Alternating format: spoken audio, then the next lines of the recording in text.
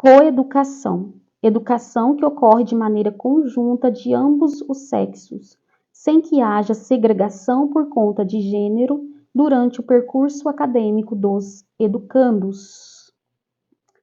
Então, o primeiro termo que nós estamos falando aqui é sobre coeducação. Se nós falamos em coeducação, é porque ela nem sempre existiu. No Brasil, por exemplo, as mulheres elas tiveram muitas dificuldades para iniciar, para ter acesso à educação. E quando esse acesso ocorre, era um acesso de forma segregada dos meninos. O currículo também era algo diferenciado, algo mais voltado para as práticas domésticas. Nós veremos mais essas questões na história da educação brasileira. Se falarmos em questão de docente também, os docentes deveriam ser do mesmo sexo que os discentes. Mas e a coeducação nos dias atuais? Nós estamos falando aqui sobre escola mista, sobre essa educação para meninos e meninas em um mesmo ambiente, para meninos e meninas em uma mesma sala. Isso seria a coeducação. Porém, nos dias atuais, esse termo ele deve ser refletido, ele é ampliado, ele é discutido, porque o fato de meninos e meninas estarem em uma mesma sala de aula não significa que está existindo coeducação. Será que ainda existe segregação na nossa educação por conta do gênero? Nós podemos dar um exemplo aqui, por exemplo, como atividades de educação física. O futebol ainda é algo voltado mais para os meninos? Ou as meninas elas estão participando desse tipo de esporte, elas estão sendo incentivadas a praticar esportes que antes eram mais voltados para os meninos? Brincar de casinha, por exemplo, na educação infantil, é algo ainda visto como muito feminino, algo visto para as meninas? Ou os meninos também estão sendo estimulados a estarem participando, desse ambiente, dessas brincadeiras de casinha, dessas brincadeiras de boneca? O professor ainda tem receio, por exemplo, de tirar a foto de um aluno quando ele está ali com a boneca na mão, Será que o professor ainda tem receio de colocar uma foto assim no portfólio do aluno por conta da reação da família? Porque ainda existe, esse preconceito, ainda existem estereótipos que determinadas funções são de meninas, determinadas funções são de meninos. A questão também comportamental dos alunos. As meninas, elas são mais sensíveis, as meninas são mais comportadas, os meninos são fazem mais bagunça, os meninos não choram. A própria formação da sala de aula. Minha sala de aula tem mais meninas, minha sala de aula tem mais meninos.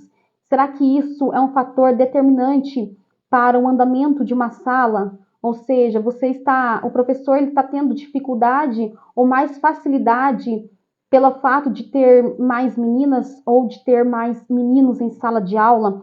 Existem diferenças entre meninos e meninas? Existem diferenças. Assim como existe diferença entre homens e mulheres, assim como existe diferença entre homens e homens, assim como existem diferenças entre mulheres e mulheres. Por quê? Porque cada pessoa tem a sua personalidade, cada pessoa tem as suas características, cada pessoa tem a sua individualidade. O que não pode ser levado em consideração aqui é que essas diferenças existentes, essas diferenças de gêneros, sejam levadas em consideração para que haja uma segregação de ambos, para que haja uma desigualdade de acesso de ambos em determinadas atividades, em determinados locais. E é isso que a coeducação ela vai trazer hoje, uma reflexão a respeito dessa questão de gênero mesmo, para que se haja uma igualdade de acesso. E aí vou trazer esse conceito de uma forma contextualizada agora, não a fim de esgotar, como eu disse,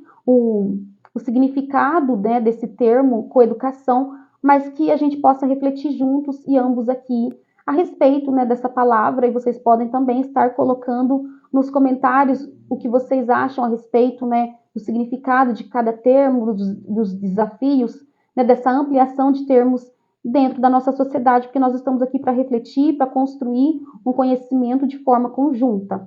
Então, dentro do dicionário contextualizado, eu coloquei a definição de coeducação da seguinte forma: A coeducação refere-se à educação que ocorre de maneira conjunta para ambos os sexos, sem segregação com base no gênero durante o percurso acadêmico dos educandos. Ela vai além da simples mistura de meninos e meninas em sala de aula. Seu objetivo é promover a igualdade de gênero em todos os sentidos, buscando eliminar estereótipos, promovendo a igualdade de acesso, criando ambientes escolares onde cada pessoa seja valorizada por suas características individuais, reconhecendo a importância de uma visão integral da pessoa, independentemente do seu gênero. Indivíduo, outro termo bastante usado dentro da nossa área, e agora eu vou trazer ele de forma contextualizada. O indivíduo, no contexto educacional, aborda a individualidade do aluno, no sentido de suas características únicas, de sua identidade, que incluem seu próprio ritmo de aprendizagem, limitações, potencialidades e preferências. O objetivo é criar um ambiente educacional inclusivo e acolhedor, onde essas características individuais sejam respeitadas, permitindo que cada aluno seja protagonista do seu próprio processo de aprendizagem. Esse respeito à individualidade do aluno não se limita apenas ao aspecto acadêmico, mas também se estende aos aspectos socioemocionais, como a promoção do respeito à autonomia, do pensamento crítico e da criatividade, onde cada aluno se sinta valorizado, motivado tanto em grupo quanto em sua individualidade. Perspectiva, ponto de vista ou forma de ver algo, muitas vezes influenciado pelas experiências, valores e crenças de uma pessoa. Refere-se à maneira como alguém enxerga e interpreta situações, ideias ou acontecimentos. A palavra perspectiva vem do latim tardio perspectivus, que deriva de dois verbos, perspecto, que significa olhar até o fim, examinar atentamente, e perspício, que significa olhar através, ver bem, olhar atentamente, examinar com cuidado, reconhecer claramente. A palavra perspectiva, ela tem vários significados, principalmente quando a gente contextualiza essa palavra. Então, a partir do contexto onde ela está, o seu significado pode ser mudado, pode ser alterado, né? Pode haver ali um outro sentido para essa palavra. Nós vamos contextualizar daqui a pouco dentro da nossa área educacional, principalmente mais voltado aqui à pedagogia. O que vem a ser a palavra perspectiva referente à nossa sociedade atual, ou seja, aquilo que a gente espera da educação. A nossa sociedade atual, ela vem passando por diversas transformações, por diversas mudanças, e mudanças bastante rápidas. Hoje, nós estamos em um contexto, daqui um mês, daqui um ano, 2 anos, esse contexto já muda, essa realidade já muda. E qual é o papel da educação diante dessas mudanças, diante dessas transformações? Poderíamos falar aqui a respeito, por exemplo, de sustentabilidade, falarmos a respeito da tecnologia, de como que, né, do uso da tecnologia, como ela nos ajuda, mas também os desafios enfrentados com esse uso excessivo, né, de telas, tanto dentro da sala de aula como fora da sala de aula, ainda, né, que os professores tentam usar esses recursos tecnológicos para dentro da sala de aula, mas muitas vezes passa ali além do pedagógico. Então, como fazer, né, como trabalhar essas questões do uso excessivo de telas, também a estruturação das novas famílias, né, que estão sendo estruturadas. Hoje a gente não fala mais que existem famílias mal estruturadas, mas sim famílias estruturadas de formas diferentes. Então, são temas, são mudanças dentro da nossa sociedade, a questão da inclusão, tema bastante debatido, tema muito importante dentro da nossa sociedade atual. Se fala em inclusão há algum tempo, mas não nessa intensidade, não nessa proporção que está cada vez mais aumentando, né? A questão da inclusão, a questão da matrícula dos alunos com necessidades especiais na rede regular de ensino. Então, são mudanças que estão havendo dentro da nossa sociedade que precisam ser discutidas, que precisam ser refletidas.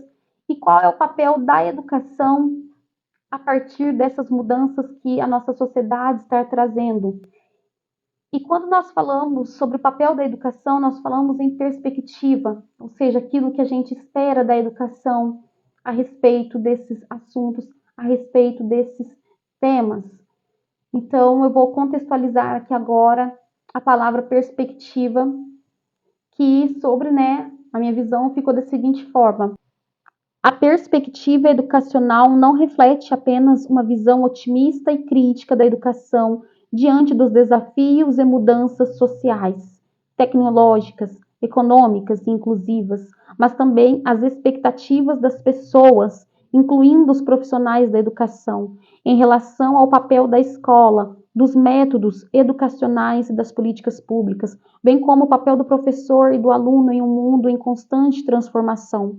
Portanto, a perspectiva educacional serve como uma lente através da qual podemos compreender e abordar os desafios e oportunidades na área da educação, buscando direcionamentos por meio de várias abordagens, pontos de vista, concepções, estratégias e práticas educacionais e pedagógicas. Isso é essencial para que a educação possa atingir seus objetivos num cenário em constante evolução. Um cenário em constante transformação. Existem desafios? Existem. E qual vai ser o papel da educação diante desses desafios enfrentados, diante dessas novas demandas que estão sendo colocadas pela sociedade, diante dessa nova estrutura, dessa nova formação de sociedade? E há direcionamentos, há diretrizes, há normativas que possam nos orientarmos, quais são as orientações que a educação já tem a respeito desses desafios, a respeito dessas mudanças encontradas na nossa sociedade contemporânea, na nossa sociedade, tanto nos dias atuais, e como isso vai se encaminhar para o nosso futuro, porque a perspectiva também é aquilo que se espera, então, tanto nas abordagens atuais, mas para que a gente já possa ir trilhando um caminho para que a gente possa conseguir lidar melhor com essas transformações, com esses desafios, com essas mudanças no decorrer do percurso aí. Última palavra do nosso dicionário contextualizado de hoje é sujeito. Nós ouvimos muito essa palavra sujeito dentro da língua portuguesa. O sujeito é aquele que pratica ou sofre ação, sujeito simples, sujeito composto, sujeito indeterminado. Como eu falei já anteriormente, uma palavra ela tem diversos significados e esse significado, esse sentido muda ainda mais quando a gente contextualiza em contextos diferentes. Vamos pensar aqui em sujeito dentro da nossa área educacional. Nós ouvimos muito a palavra sujeito e eu vou colocar aqui um artigo. O artigo 4º da resolução número 5 diz que a criança é um sujeito histórico e de direitos, que brinca, imagina, fantasia, deseja, aprende, observa, experimenta, narra, questiona e constrói sentidos sobre a natureza e sobre a sociedade, produzindo cultura. Então, nós temos aqui a criança como sujeito desse processo educacional, ela participando aqui de forma ativa, com o direito de participar e participar de forma ativa. Ela brinca, ela fala sobre os seus sentimentos, ela narra, ela traz ideias, ela fantasia, ela participa desse ambiente de forma ativa e não simplesmente de forma passiva, da forma como acontecia, com a educação tradicional, onde o professor era o detentor do conhecimento e o aluno ele estava ali de forma passiva, só recebendo esses conteúdos, só recebendo esses conhecimentos. Hoje não, hoje que a educação ela caminha cada vez mais para um processo onde o aluno, onde a criança, onde o aluno ele seja ativo dentro desse processo educacional. E aí eu contextualizei essa palavra sujeito da seguinte forma. O sujeito é uma parte de nós que se forma por meio de interações sociais e educacionais, tornando-se consciente e reflexivo sobre o mundo ao seu redor Isso estimula a vontade de modificar a realidade e não apenas aceitá-la, promovendo uma visão crítica e construtiva, ativa e participativa em busca de transformação. A educação desempenha um papel crucial nesse processo, permitindo que o sujeito expresse seus pensamentos, sentimentos, ideias, contribuindo para uma formação crítica e reflexiva do sujeito no meio no qual ele está e para onde ele deseja ir.